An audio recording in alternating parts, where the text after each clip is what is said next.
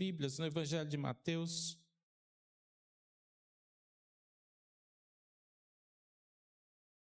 Evangelho de Mateus, capítulo 16. Nós iremos fazer a leitura dos versículos de 1 a 4.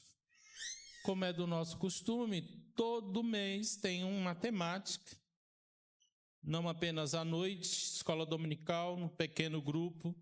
A gente tem uma temática, que é a temática do mês. Nesse mês, a temática é os sinais do fim dos tempos.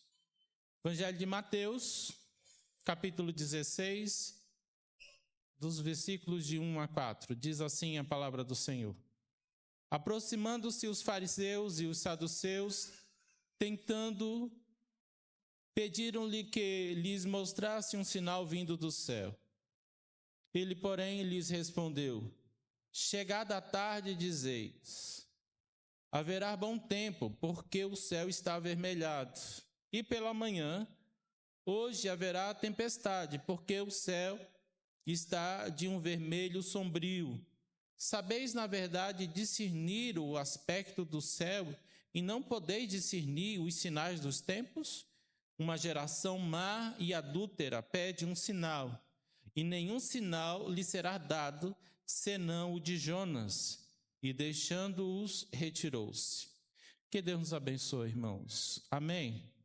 O tema do sermão de hoje é: você tem visto os sinais? Eu quero pegar esse mesmo tema e mudar um pouquinho. Você tem visto o que está acontecendo no mundo? Olhando e começando aqui pelo Brasil, o que está acontecendo no sul do país, você tem acompanhado? Tem visto o que tem acontecido lá, como a chuva tem maltratado, a tempestade, a inundação? Tem visto o que tem acontecido no mundo com relação à guerra, e não apenas a Rússia e a Ucrânia, agora de Israel, lá perseguindo o Hamas na Palestina? A tensão em volta dessa questão? Ou a Covid, que ainda está matando? Não sei quantos vocês viram. Uma atriz agora recentemente veio a falecer. Eu não sabia, eu fiquei sabendo hoje que a causa foi o Covid. Algo que, de uma certa forma, parece que está superado, mas está voltando aí. Você tem visto o que tem acontecido no mundo? E quando a gente olha todas essas situações, e se a gente for atrás, alguém pode dizer assim: não, essa questão do clima é por causa do homem, o efeito estufa, o homem não tem cuidado da natureza. Ou a questão da guerra, alguém há de puxar para um lado ou para o outro lado. Tal país está errado, tal político está errado, tal partido, seja de direita, de esquerda, de centro, está errado. Seja lá do que for, sempre alguém tem um posicionamento. Mas o que eu quero tratar com você, a partir dessa pergunta, não está naquilo que os homens assim diz. Hoje pela manhã nós fizemos um panorama do livro de Apocalipse, e a palavra Apocalipse significa revelação. Muitos dos que estão aqui sabem muito bem. Se lembra quando a gente tirava foto antigamente? Depois de um certo tempo, tinha que levar para revelar, para saber como a foto ficou, se prestou ou não. Revelação, que é a palavra Apocalipse, é mostrar aquilo que a gente não consegue ver nem entender, que está oculto aos nossos olhos. E tudo isso, seja a guerra, seja a questão da natureza, seja a peste, seja lá o que for, quando nós olhamos na perspectiva do livro de Apocalipse, a gente vê que é o juízo de Deus sobre o mundo, sobre a terra. E é justamente dessa forma que eu e você, nós que conhecemos a Deus, eu e você, nós que conhecemos a palavra de Deus, devemos perceber tudo o que está acontecendo nessa perspectiva bíblica. O que é que Deus tem a dizer sobre tudo isso que está acontecendo? E de que forma eu e você devemos nos colocar em meio a tudo isso? Quando nós olhamos para a passagem que nós acabamos de ler, Evangelho de Mateus, capítulo 16, fala que dois grupos religiosos, eles tentam pegar Jesus em um erro, tentam pegar Jesus numa falha, tentam pegar Jesus em alguma contradição. Se você voltar um pouco, você vai ver que no final do capítulo 15, está registrado a segunda multiplicação de pães e peixes. Provavelmente esses dois grupos, que era o grupo dos fariseus e dos saduceus, eles haviam ouvido a manifestação do poder de Deus por meio de Jesus, como ele, por meio dos pães e peixes, acabou alimentando uma multidão de pessoas. E eles se aproximam de Jesus com o intuito de pegar num erro ou numa falha, pedindo assim um sinal vindo dos céus. Jesus, ele exorta aqueles religiosos, nos versículos 2 e 3, dizendo: vocês têm a capacidade de prever o amanhã, saber se amanhã vai ter um bom tempo ou não, olhando simplesmente para os céus. E a partir dessa visão que você tem do céu, você consegue dizer se o amanhã vai ser um bom dia ou não. Vocês não têm essa capacidade de discernir os tempos, vocês não têm essa capacidade de ver os sinais e ter o discernimento certo, mas para uma geração má e adúltera, vocês ficarão apenas com o sinal de Jonas. E aqui, antes da gente entrar e tirar algumas lições para as nossas vidas, a gente tem que entender algumas coisas. Primeiro, o que vem a ser um sinal? O que é um sinal numa perspectiva bíblica? Um sinal é uma ação de Deus, é uma manifestação de Deus que simboliza, que indica o que Deus está fazendo, o que Deus fez no passado ou o que Deus há de fazer. É um agir de Deus de forma poderosa, de forma sobrenatural, daquilo que Deus já fez, daquilo que Deus está fazendo e daquilo que Deus ainda há de fazer. Possui essas três dimensões: passado, presente e futuro. Os sinais, eles se dividem em três. São os sinais que evidenciam a graça de Deus. Esses sinais, numa perspectiva bíblica, que o Evangelho de Deus, o Evangelho do Senhor deve ser pregado em todas as nações para depois virar o fim. Todos aqueles que tiveram a oportunidade de estar aqui domingo passado, vocês se lembram, o Frank compartilhando? Aí ele falou muita coisa e me chamou a atenção quando ele estava na Malásia. Se lembra que ele mostrou uma foto e disse: olha, está vendo aquele homem? Estava eu, mais dois pastores, e vinha um terceiro que vinha passando e perguntou: o que é que vocês estão conversando? Irmãos, eu e você, pela graça e pela misericórdia de Deus, uma pequena igreja no norte de Minas Gerais, está sendo usada por Deus, ou foi usada por Deus, para levar um missionário brasileiro para alcançar uma vida do outro lado do mundo.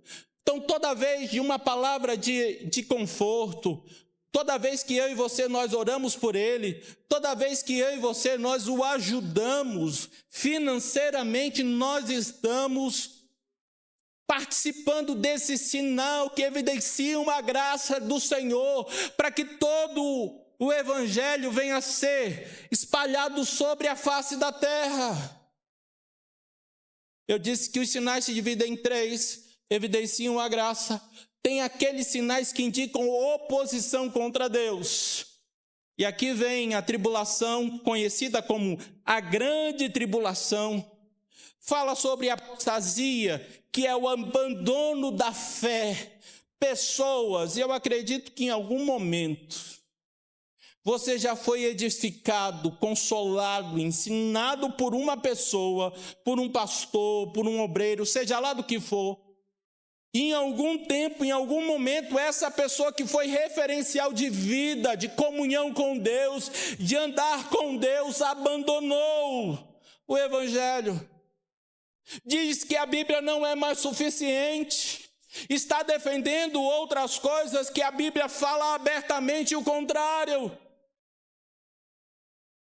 A apostasia é um sinal de oposição a Deus. Fala também do anticristo. E hoje pela manhã a gente ficou na metade. Então, se você quiser saber mais sobre o anticristo, a propaganda, a marca da besta, amanhã, ou próximo domingo, pela manhã, nós vamos estudar sobre isso. Terceiro sinal, então, o primeiro sinal, evidencia uma graça de Deus, sinais que indicam oposição a Deus. Terceiro e último tipo de sinal, que indicam o juízo de Deus. Então, tudo que você tem visto, seja de tragédia, de guerra, de pestes, são sinais que indicam o juízo de Deus, o julgamento de Deus sobre a terra. E aqui eu quero só voltar mais uma vez à pergunta inicial e o tema da nossa conversa nessa noite. Você tem visto o que está acontecendo no mundo? Ou melhor, você tem visto os sinais?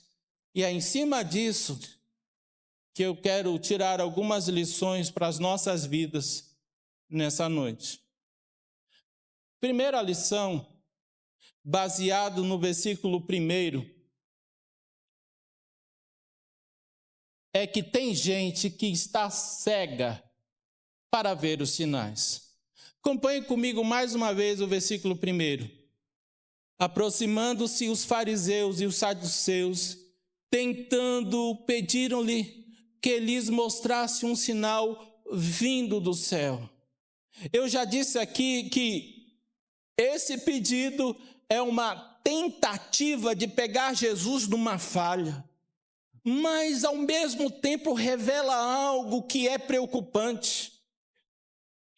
Primeiro, quem pede esse sinal não é gente que não conhece a Deus.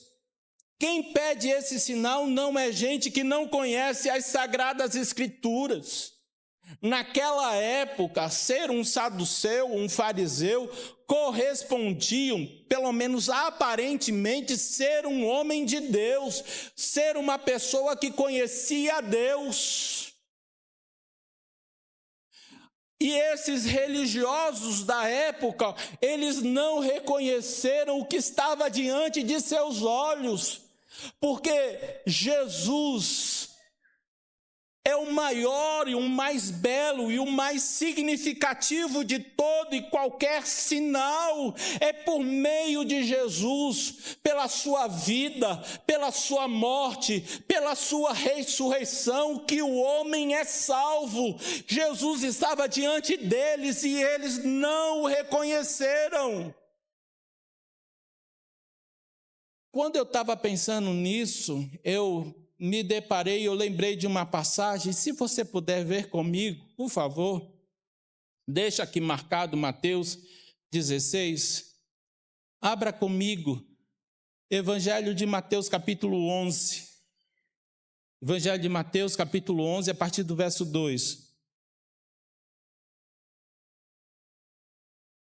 E aqui é curioso, irmãos.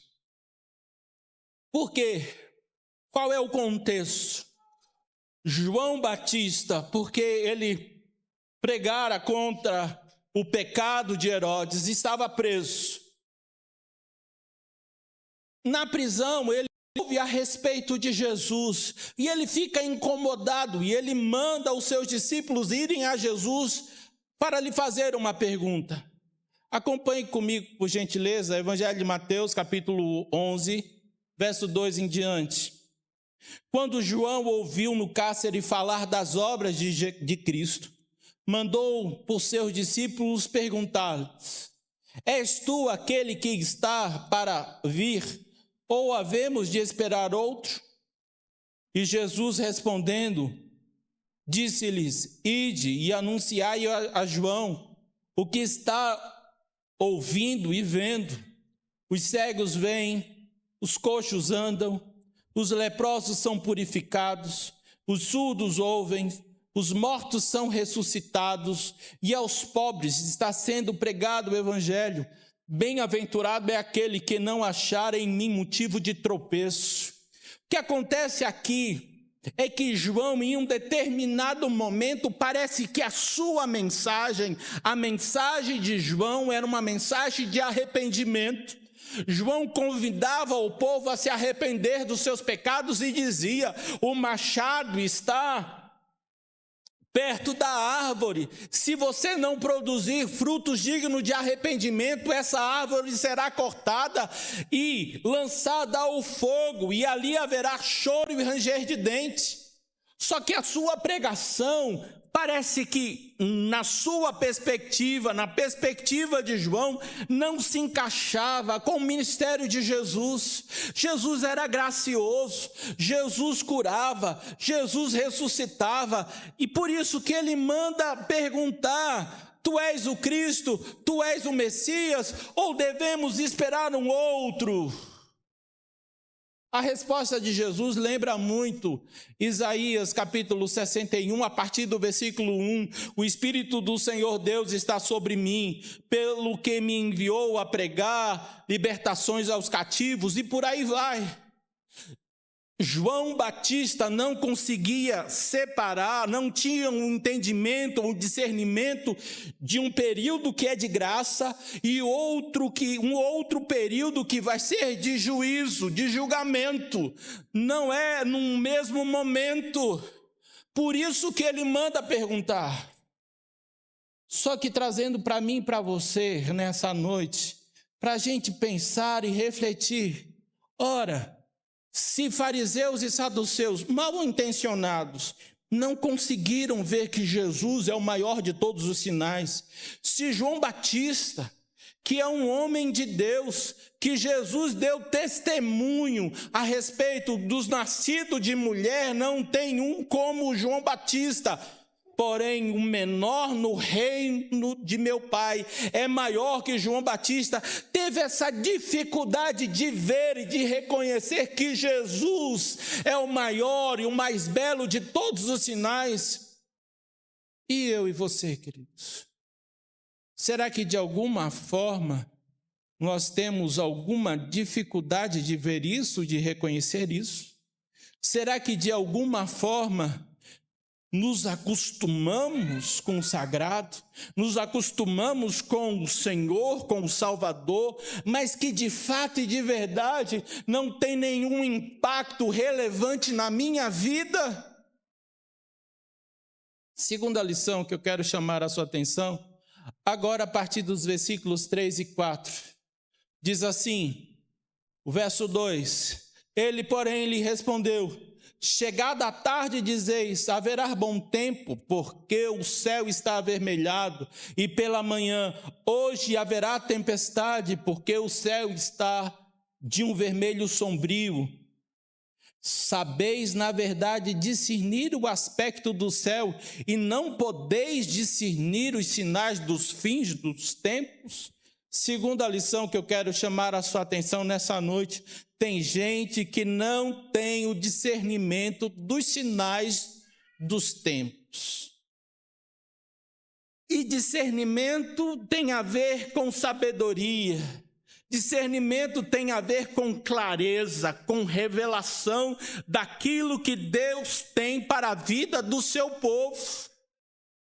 E, infelizmente, tem pessoas que não têm essa clareza, esse discernimento. As coisas estão acontecendo, porém parece que está como que impedidos de reconhecer, de ver. Mas a gente tem que entender o que Jesus está falando por sinais dos tempos também, mais uma vez.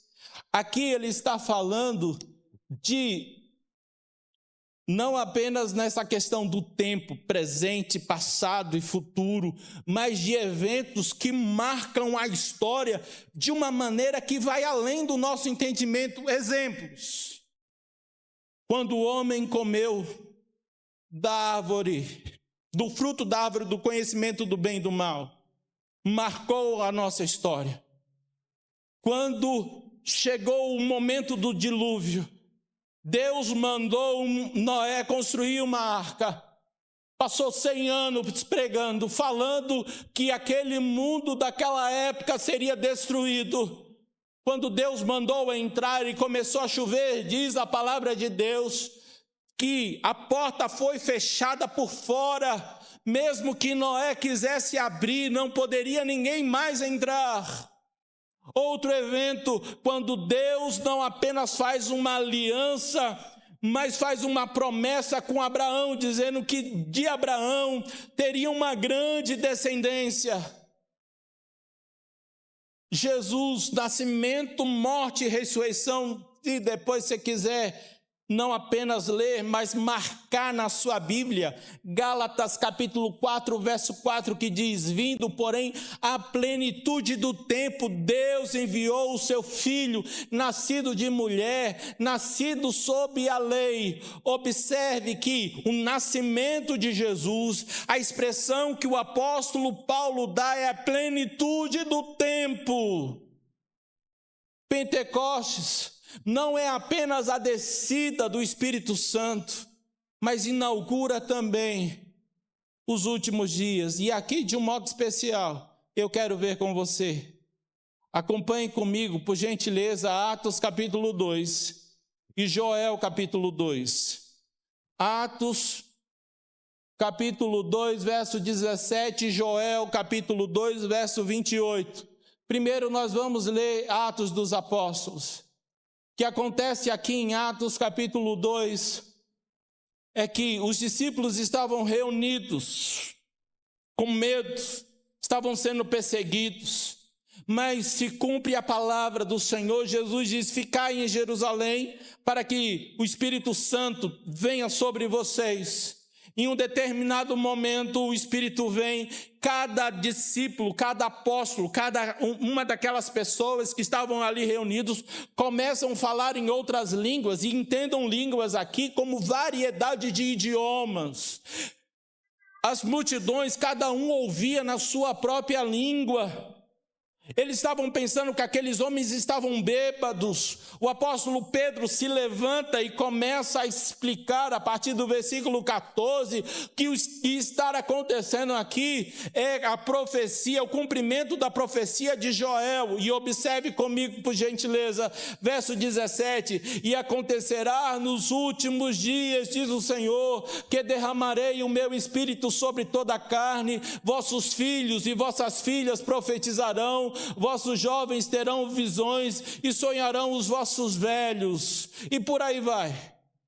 Agora, quando a gente vai para a profecia de Joel, capítulo 2, verso 28, observe o que Joel diz: e acontecerá depois que derramarei o meu espírito sobre toda a carne, vossos filhos e vossas filhas profetizarão, vossos velhos sonharão e vossos jovens terão visões. Observe que é quase a mesma coisa, mas tem uma diferença. E qual é a diferença? Pedro, usado pelo Espírito Santo, diz que o que está acontecendo ali está inaugurando os últimos dias. E acontecerá nos últimos dias, diz o Senhor. Joel não usa essa expressão, últimos dias. Então, para quem pensa que os últimos dias ainda há de acontecer, já aconteceu há mais de 2000 anos atrás. Tem gente que não tem discernimento, não tem conhecimento bíblico, não tem clareza do que está acontecendo. E aí pensa que é política, pensa que é economia, pensa que o que está acontecendo no mundo é porque o homem não tem cuidado do planeta. Tudo o que nós estamos vivendo é só o princípio. A tendência é daqui para frente, é como as dores de parto. É essa figura que Jesus fala, que vai aumentando as dores até chegar a hora do menino nascer.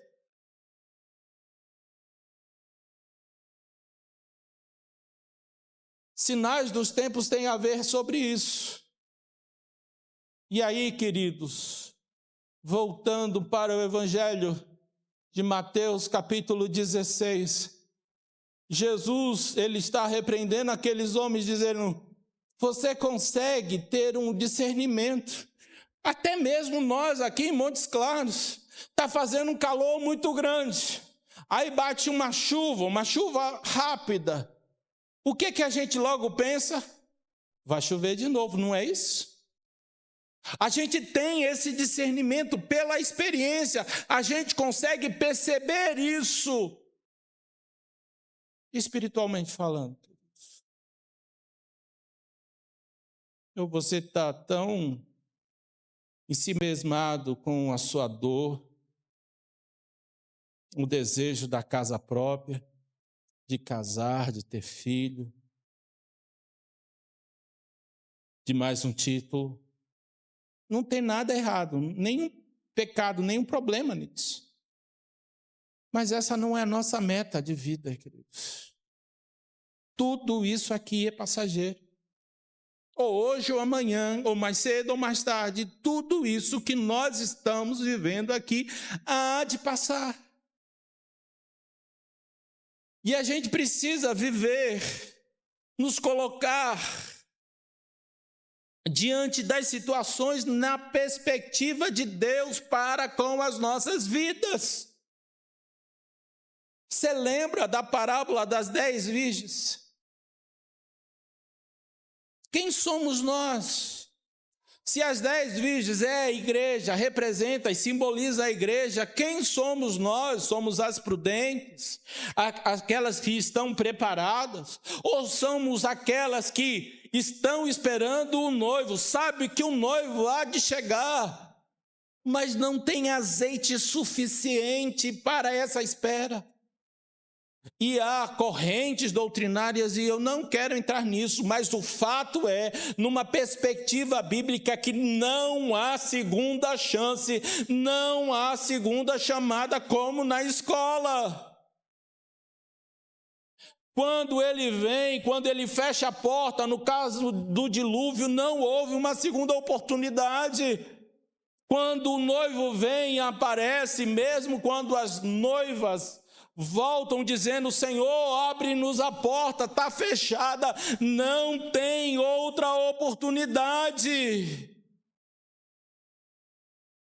Pergunta volta para mim e para você: você tem discernimento disso? Discernimento dos tempos, do que está acontecendo? Terceira e última lição, voltando lá, Evangelho de Mateus, capítulo 16, agora o versículo 14. Versículo 4. Mateus 16, verso 4. Uma geração má e adúltera pede um sinal. Um sinal, e nenhum sinal lhe será dado senão o de Jonas. E deixando-os, o retirou. Terceira e última lição, baseado no versículo 4. Tem gente, quando for perceber os sinais, será tarde demais. Jesus, para aquela geração, para aqueles que estavam tentando o pegar em algum erro, em alguma falha, em alguma contradição, ele não dá nenhum sinal, apenas diz que o sinal que ficaria para aquele povo era um sinal de Jonas. Primeiro a gente tem que entender que sinal é esse. Homilética, que é uma matéria no seminário, que é como nós interpretamos a Bíblia, fala que a melhor maneira de interpretar a Bíblia é a própria Bíblia. Então, se você puder acompanhar comigo, deixa Mateus 16 marcado e veja, para a gente entender o que a Bíblia fala sobre o sinal de Jonas. Mateus capítulo 12, versos 38 a 41.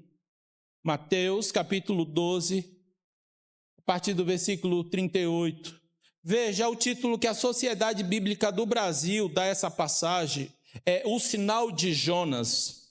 Diz assim: então alguns escribas e fariseus replicaram: mestre, queremos ver da tua parte algum sinal. Ele, porém, respondeu: uma geração má e adúltera pede um sinal, mas nenhum sinal lhe será dado, senão do profeta Jonas. Porque assim como este Jonas teve 3 dias e 3 noites no ventre do grande peixe, assim o Filho do Homem estará 3 dias e 3 noites no coração da terra. Ninivitas se levantarão no juízo com esta geração e a condenarão, porque se arrependeram com a pregação de Jonas. Eis aqui está quem é maior do que Jonas. Em outras palavras, qual era o conteúdo da pregação de Jonas? Jonas foi enviado da parte de Deus para falar para uma cidade que não conhecia Deus, que não temia o Senhor, um povo que era ímpio, e esse povo iria ouvir da parte de Jonas que eles deveriam se arrepender dos seus pecados. Se eles não se arrependessem dos seus pecados, Deus iria destruir aquela cidade. Diz a história que Jonas, em vez de obedecer a Deus, ele foge. E porque ele fugiu, ele passa 3 dias e 3 noites no ventre de um peixe. Depois ele é vomitado por esse peixe. Faz a obra do seu jeito, de qualquer jeito, falando dessa mensagem, uma palavra de arrependimento, e diz lá o livro de Jonas que toda a cidade, todos os ninivitas se arrependeram das suas vidas, se arrependeram dos seus pecados, mudaram de vida. E Deus foi bondoso e gracioso para com aquela cidade. Jesus está falando que aquela geração vai receber o sinal de Jonas. E quando fala que Jonas passou 3 dias e 3 noites no ventre do peixe, o Filho do Homem não apenas nasceu, mas ele morreu e ficou sepultado até o 3º dia. Mas depois do 3º dia, louvado seja Deus, ele venceu a morte, ele ressuscitou. Aquela cidade que era ímpia se converteu, se arrependeu. Jesus está falando que o Filho do Homem é maior do que Jonas.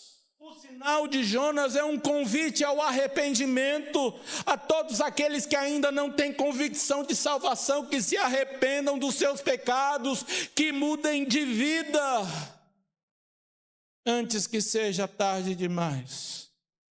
Antes que o Filho do Homem volte sobre a nuvem com poder e glória. Se você puder ver comigo, por gentileza, Evangelho de Mateus, capítulo 24, a partir do versículo 30. Mateus 24, 30.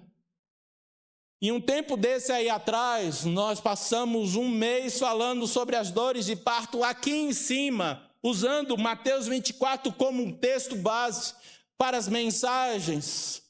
Mas diz assim, Mateus 24, 30, então aparecerá no céu o sinal do Filho do Homem, todos os povos da terra se lamentarão e verão o Filho do Homem vindo sobre as nuvens do céu com poder e muita glória.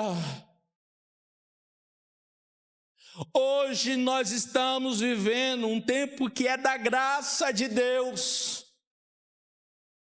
Independente do país. Vimos aqui o relato com o nosso irmão Frank, como em alguns lugares você não pode falar que é cristão, não pode falar que é missionário. Mas mesmo assim, a graça de Deus chega. O evangelho tem alcançado muitas pessoas. Aqui, de um modo especial, no nosso país, nós ainda temos essa liberdade, reunião de culto, de adorar ao Senhor. É tempo da graça de Deus. É tempo de arrepender, de mudar de vida, de se voltar para Deus. O sinal de Jonas é esse. Agora eu me lembrei do meu pai. Não sei quantos de vocês... Se você procurar na internet, você vai encontrar.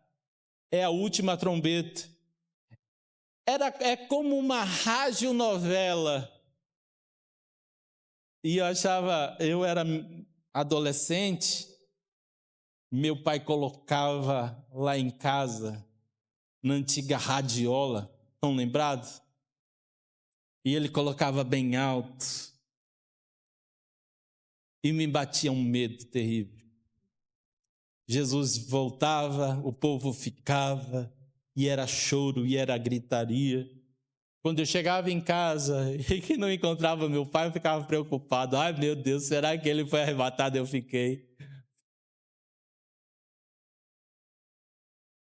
A grande questão que fica para mim e para você, queridos, a gente está preparado para a volta do Senhor?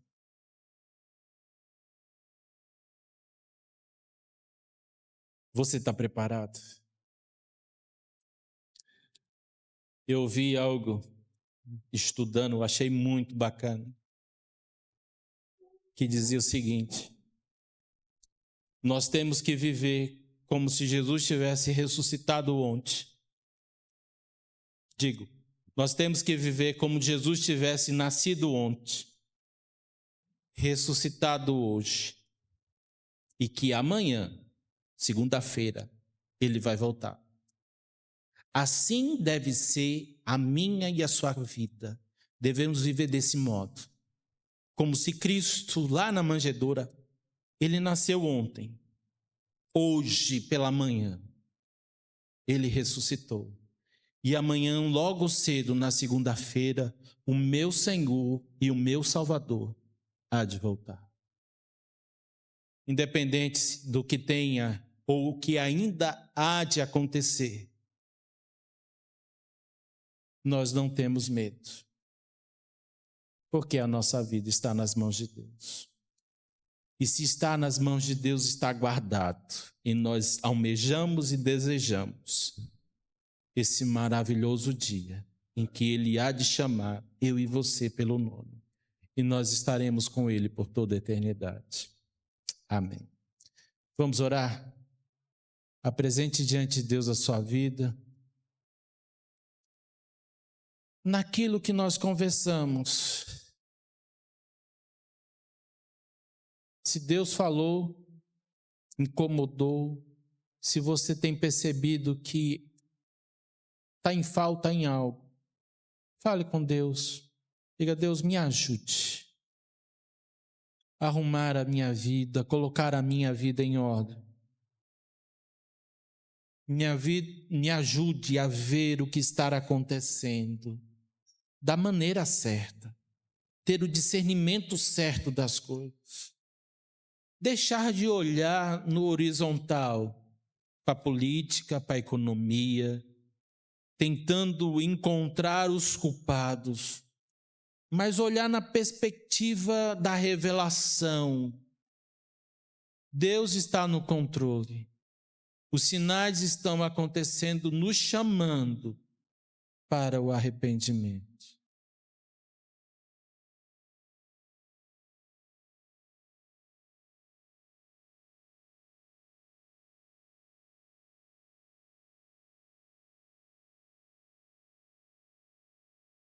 Senhor amado,